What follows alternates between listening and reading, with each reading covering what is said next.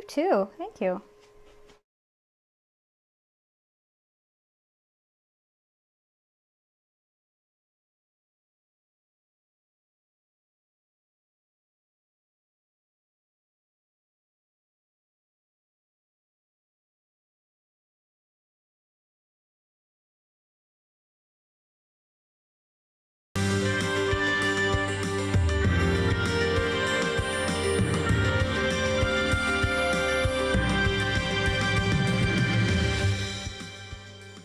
Thank you for joining us for this special edition of KPBS News. I'm Maya Trabulsi. A major step forward this week for San Diego as our local economy starts to open up.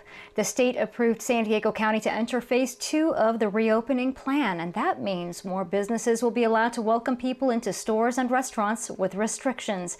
We will show you one example in a moment. But first, the number of COVID-19 cases reached 6,300 this week with more than 240 deaths. And in San Diego, Mayor Kevin Faulconer announced $13 million of federal relief money from the CARES Act will be applied to the Small Business Relief Fund. For the first time in a long time, your weekend plans might include a meal inside a restaurant. This week, the county announced dining and retail can expand their services beyond takeout and curbside pickup. KPBS reporter Matt Hoffman shows us how one restaurant is taking this next step. Say our food to go at home was good. Can you imagine it on the table? Right out of the kitchen, fresh. Shannon Beckwith and Tina Romano are the owners of STP Bar and Grill in Claremont. STP, Shannon and Tina's place. They reopened their dining room at 11 this morning. We expected people here.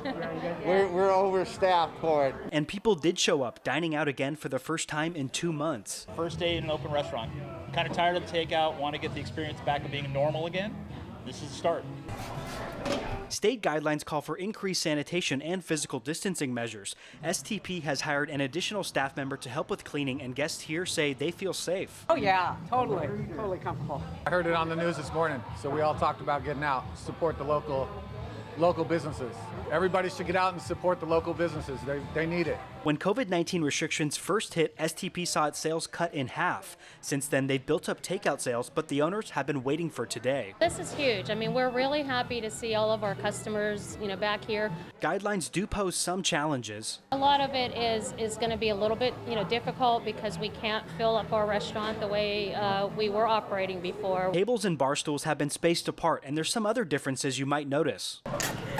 Condiments are all being given out in single-use containers. Customers don't seem to mind. They're just happy to be back out. Hoping people understand it's still a little new.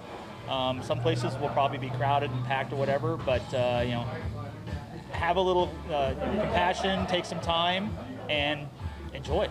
County officials say it shouldn't be the job of law enforcement to enforce new guidelines, and they're hoping everyone will reopen responsibly. Not all restaurant owners are making the move to reopen their dining rooms right away, so a good tip might be to call the restaurant or call some of these retail stores to see if they are actually back to doing dine-in sales. Here in Claremont, Matt Hoffman, KPBS News. Opening a business during the worst economic crisis in decades might not seem like the best idea. But as KPBS reporter Max Rivlin-Nadler shows us, for one City Heights coffee shop owner, the move has paid off. It took Marlene Gonzalez over 3 years to line up everything for her business. She'd found the perfect spot off of El Cajon Boulevard between City Heights and Talmadge. She'd gotten the permits, the loans, trained and hired her staff, and lined up a roaster. She had finally settled on a name, Gem Coffee. All she needed to do was open, which was scheduled for late March. And then the pandemic hit.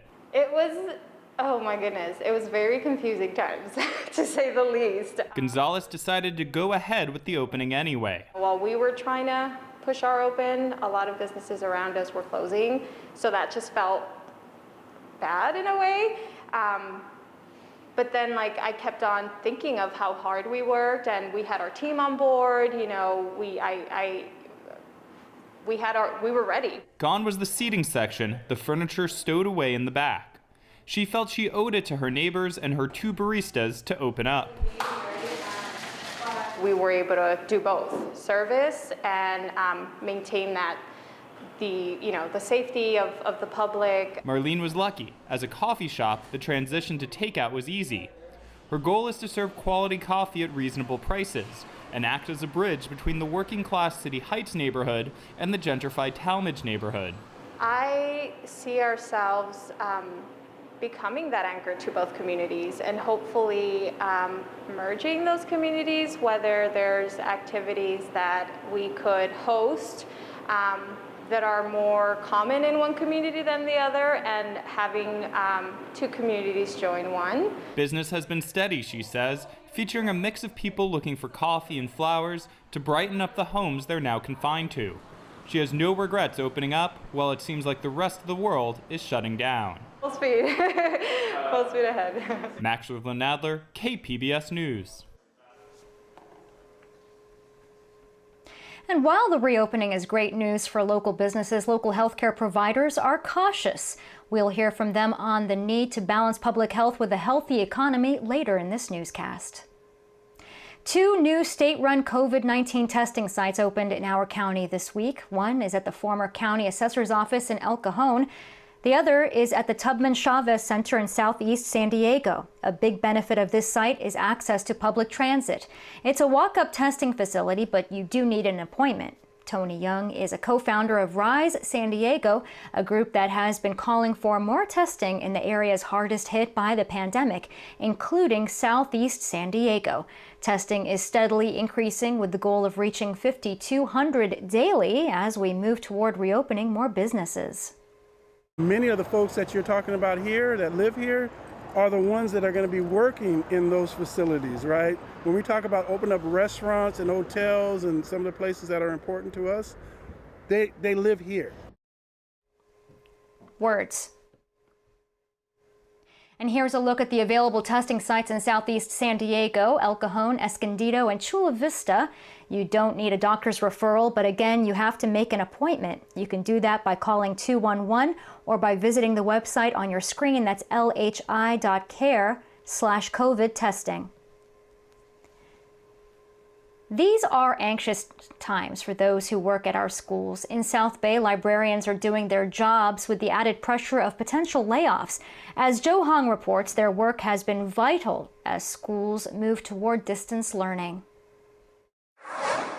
This was really special to me. My mom told me that I always enjoyed going to the bookstore rather than the toy store. Sylvia McBride is a librarian at Castle Park High School in Chula Vista. She's one of the district's 23 librarians who were notified earlier this year that they might be laid off. It's already stressful as it is. You know, I'm trying to do my job, but also manage 2 kids and their distance learning and be supportive to my entire family and, you know, my school and my colleagues. And on top of that, I have to sit around with a ton of anxiety thinking, am I going to keep on doing this? The district's proposal to lay off 200 employees, including all of its librarians, was part of an effort to reduce a $30 million budget deficit. As of now, the district is planning to move 18 of its librarians into teaching positions. McBride is in that group. Others aren't so lucky. It's becoming a lot more real. Trevor Angood is a librarian at Eastlake High School. He stands to lose his job unless the district changes its current plans. Angood said this is coming at a time when students need their librarians more than ever. Some of it could be simple support from students asking, like, how I can't get into my teacher's Google Classroom or digital classroom. Can you help me with that?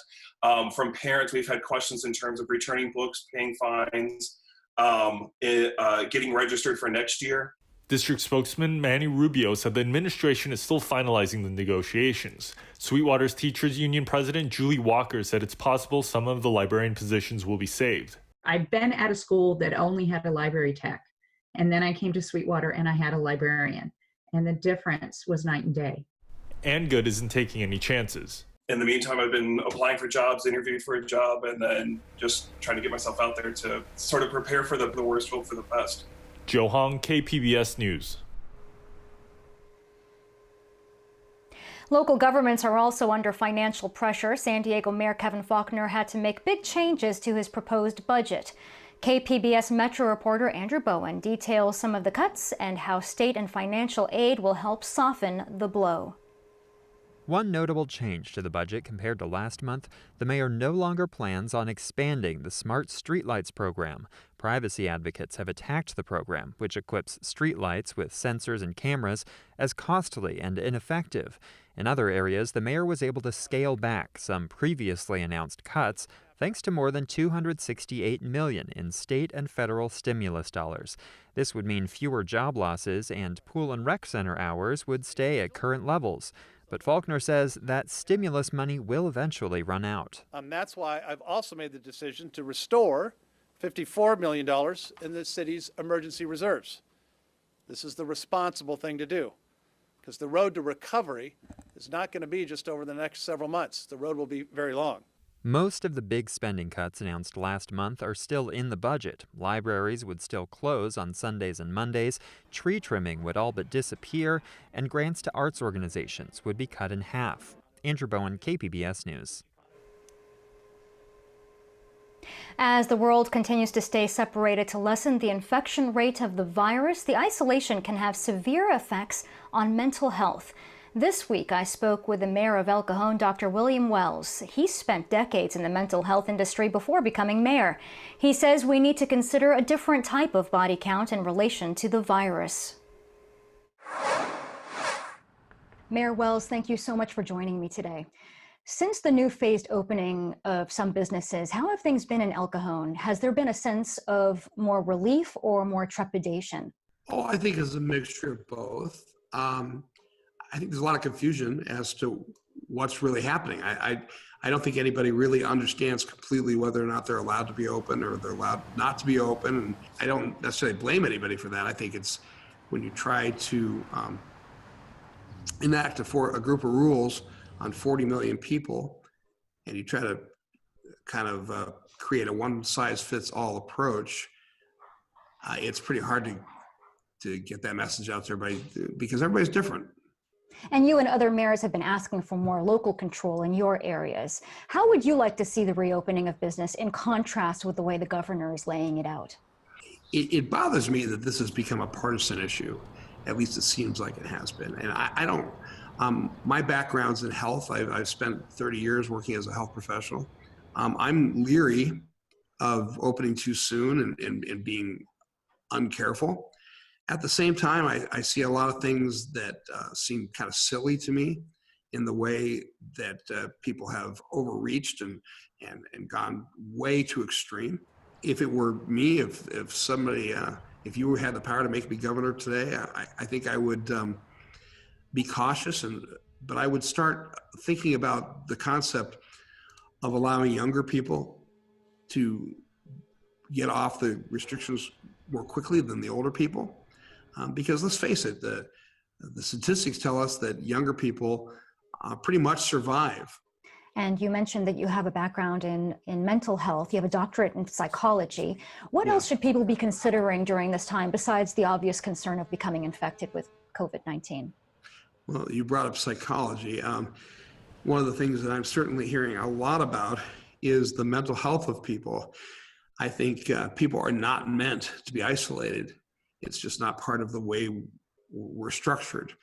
And for over 2 months now, people have been very isolated, and I see people fraying around the edges. I hear people telling me that they're crying all the time, that they're anxious. A friend of mine who's a primary care doc says his prescriptions for anti-anxiety, antidepressant medications have gone up almost 80%. I've heard about suicide hotlines being up over 8,000%. And that concerns me because I feel like there's more than one kind of body count. The virus has hit nursing homes all over the place very hard, and particularly in El Cajon, one of the highest numbers of positive cases among residents and staff workers as well, in one in particular. Why do you think the number is so disproportionately high? Well, I think it's because we disproportionately have a lot of nursing homes in El Cajon. Nursing homes seem to congregate in certain areas of the city. There's a lot of nursing homes in National City, and there's a lot of nursing homes in El Cajon. I think that's primarily because buildings are less expensive there, and people want to put nursing homes in less expensive buildings. What do you think is most important to residents of El Cajon right now? I don't want to criticize the governor because I think he's doing what he has to do to try to keep people safe. But the one thing I would say if I were his advisor is he needs to communicate more with people. People don't have a lot of hope. There's some people are very, very frightened. They're frightened that this is a new way of life, that they're never going to be able to go outside of their homes. They're never going to be able to see their friends. I'd like to see the government come out and say, we're doing everything we can to get life back to normal as fast as we possibly can.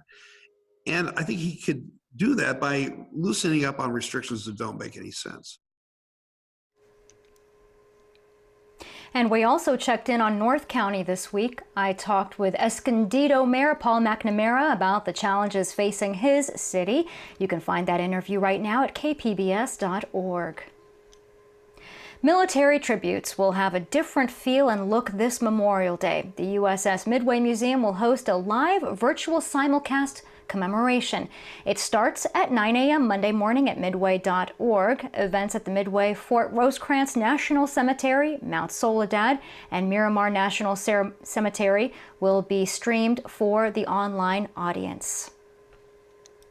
The USS Theodore Roosevelt is back at sea after a massive coronavirus outbreak. The Navy says the San Diego-based aircraft carrier left Guam on Wednesday and moved to the Philippine Sea. More than 1,000 sailors were infected in the outbreak, and now the Navy says there are fewer crew members on board who will practice enhanced social distancing.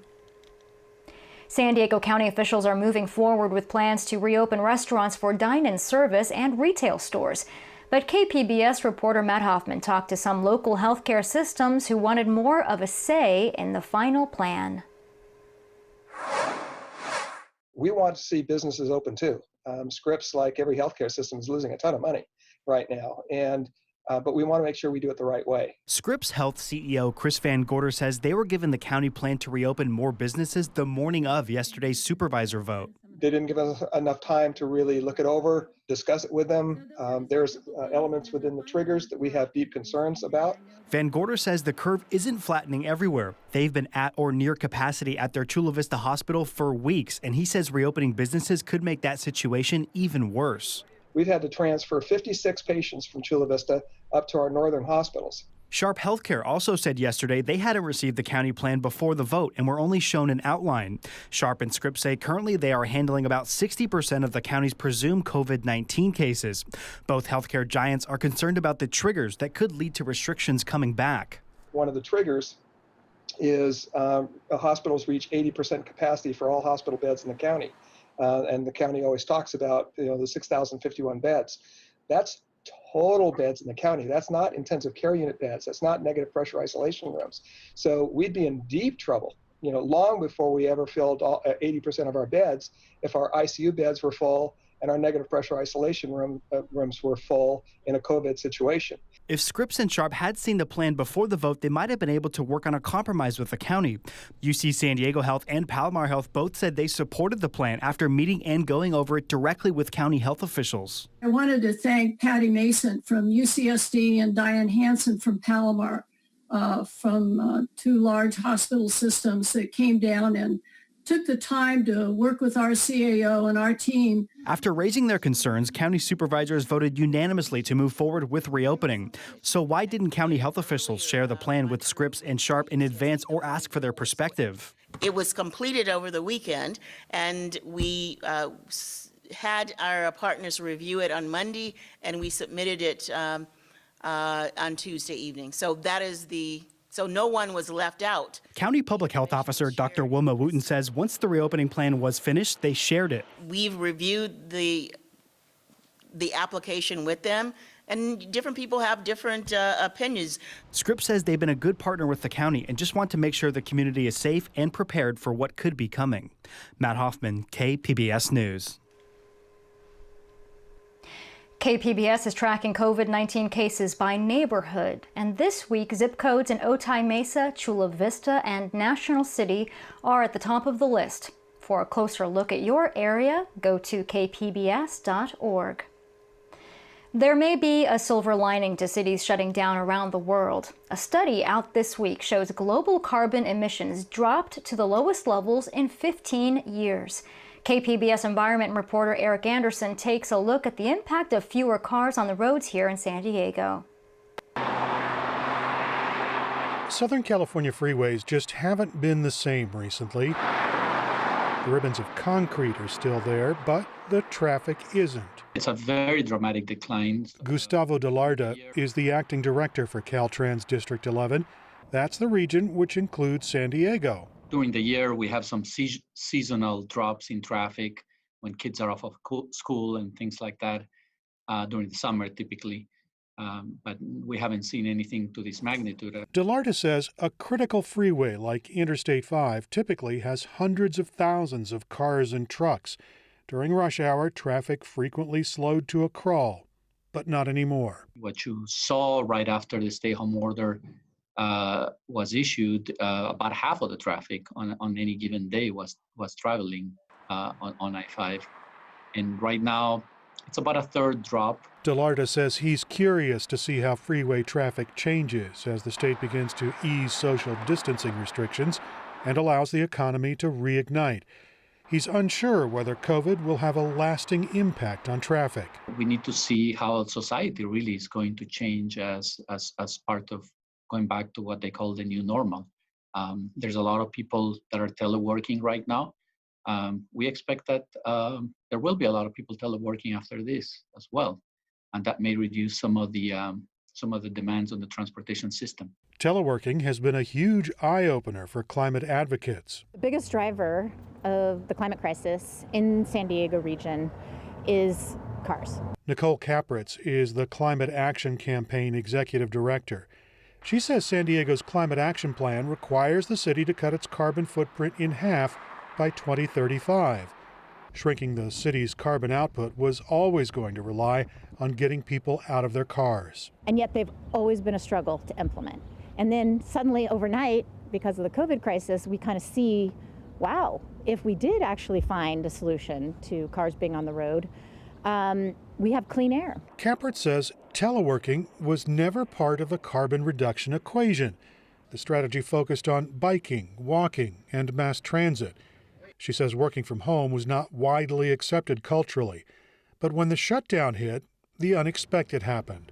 Now, Capritz says teleworking could become a key strategy. So we have to figure out a way to just transform our whole energy system, to transform almost everything about the way we live, work, and play.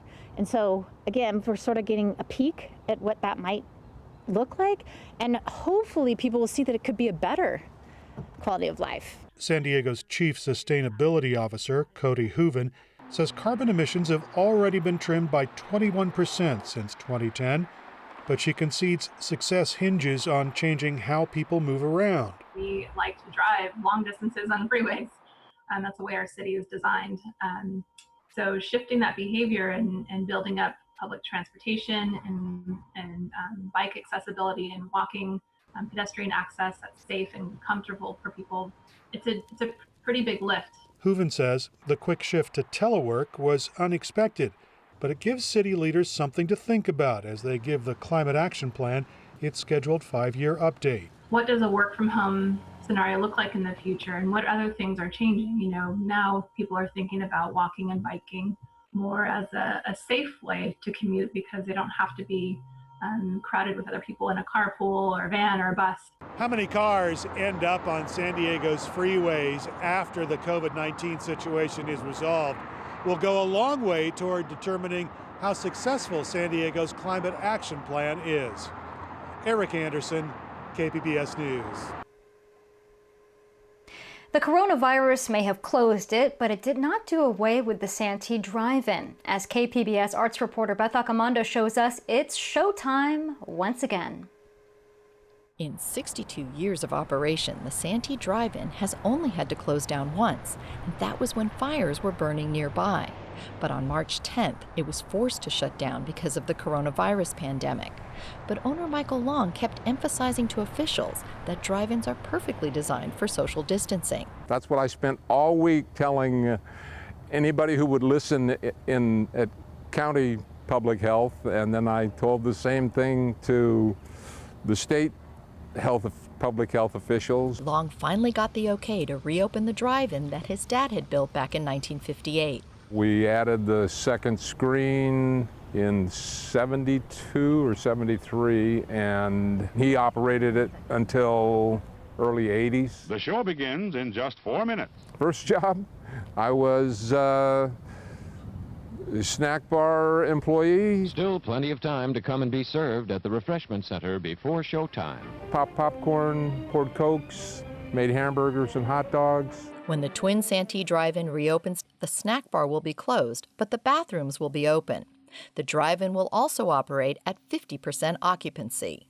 When you park, there should be an empty space on either side of you. You bring your own environment with you, your own safe space. The only point of contact that they'll have when they come is to pay at the box office. And my box office person will have a mask and gloves, hand your money out, and he hands you your change back. You don't even have to roll the window all the way down. And if you haven't been to the drive-in recently, there have been some changes. Like you don't have those speakers you hang from your windows anymore. They had become a very expensive repair problem, and when they came out with an FM system, and I broadcast in 5.1 stereo, it has really made a big difference. That and the new digital projectors, everything is so much easier to deal with now. They have a little hard drive that they send out. Drive-ins have always had nostalgic appeal, but with the pandemic keeping indoor cinemas closed, drive-ins may suddenly be enjoying a renaissance. You get more out of life when you go out to a movie. Socially distancing at the Santee Drive-In, I'm Beth Accomando, KPBS News. And that's all for this special edition of KPBS News. For all of us here at KPBS, I'm Maya Trabulsi. Thank you for joining us, and stay safe.